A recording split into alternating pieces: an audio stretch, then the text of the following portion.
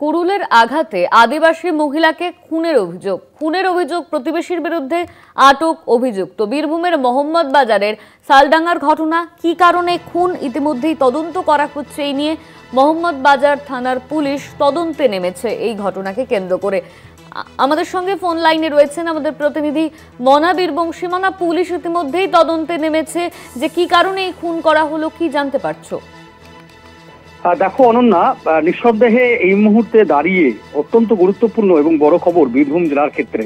দেখো, যেটা জানতে পারছি আমরা, যে প্রতিবেশীর হাতেই কুড়ুলের ঘায়ে খুন হয়েছেন একজন আদিবাসী মহিলা। ঘটনাটি ঘটেছে বীরভূমের মোহাম্মদ বাজার থানার অন্তর্গত শালডাঙ্গা গ্রামে। দেখো, যেটা জানতে পারছি, তুমি জানো যে গতকাল ছিল কোজাগরী লক্ষ্মী পুজো, এবং এই লক্ষ্মী পুজোর দিনেই কার্যত একটি বাড়ির লক্ষ্মী কার্যত নিধন হয়েছে, সেটা কিন্তু বলা যেতে পারে। দেখো, যেটা জানতে পারছি এখনো পর্যন্ত, সেটি হচ্ছে যে স্থানীয় এবং পুলিশ সূত্রে জানা যাচ্ছে যে এই যে মহিলা আদিবাসী যিনি খুন হয়েছেন, তার দেহ ইতিমধ্যে সেখান থেকে উদ্ধার করা হয়েছে, এবং উদ্ধার করে ইতিমধ্যে হাসপাতালে পাঠানো হয়েছে ময়না তদন্তের জন্য। অবশ্যই তার নাম হচ্ছে জাসমিন বেস্তা। ইতিমধ্যেই আমরা যেটা জানতে পারছি যে এই ঘটনায় একজনকে গ্রেপ্তার করা হয়েছে, যদিও গ্রেপ্তার করা এখন বলছে না পুলিশ বলছে আটক করা হয়েছে।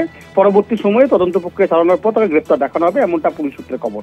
তবে অবশ্যই এই মুহূর্তে দাঁড়িয়ে সবচেয়ে বড় প্রশ্ন এটাই যে একজন আদিবাসী মহিলাকে তাকে কুড়ুল দিয়ে, ধারালো অস্ত্র বলা যেতে পারে, সেই কুড়ুল দিয়ে তার মাথায় কুড়ুলে ছুটিয়ে তাকে কেটে খুন করা হলো। এবং কোথায় যে আটক হয়েছে এই মুহূর্তে দাঁড়িয়ে, তার বাড়ির উঠোনে।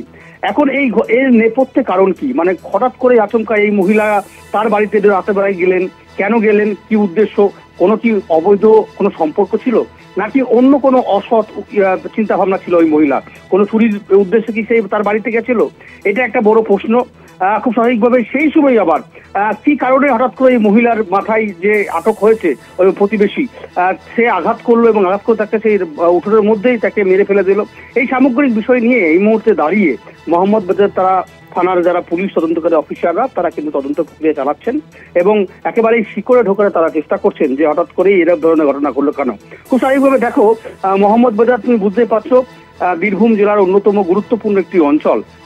সেখানে রীতিমতো বলা যেতে পারে যে এই ঘটনায় একটা চাঞ্চল্যকর এবং উত্তেজনার পরিবেশ তৈরি হয়েছে, এবং পুরো ঘটনায় পুলিশের যারা উচ্চপদস্থ আধিকারিকরা রয়েছেন তারাও কিন্তু বিষয়টা গুরুত্ব সহকারে দেখছেন, যে শুধুমাত্র অবৈধ সম্পর্কের জেরে সেই মহিলা কি বাড়িতে ঢুকেছিল, নাকি চুরির উদ্দেশ্যে ঢুকেছিল এবং বুঝতে পারেনি, রাতে চোর বলে তাকে কুড়ুলে করে আঘাত করে মেরে দেওয়া হলো। এই সামগ্রিক বিষয়গুলো কিন্তু এই মুহূর্তে দাঁড়িয়ে সবচেয়ে বড় প্রশ্নের, এবং পুলিশ সেটি কিন্তু একেবারে এই দিনের আলোর মতো পরিষ্কার করার চেষ্টা করছে।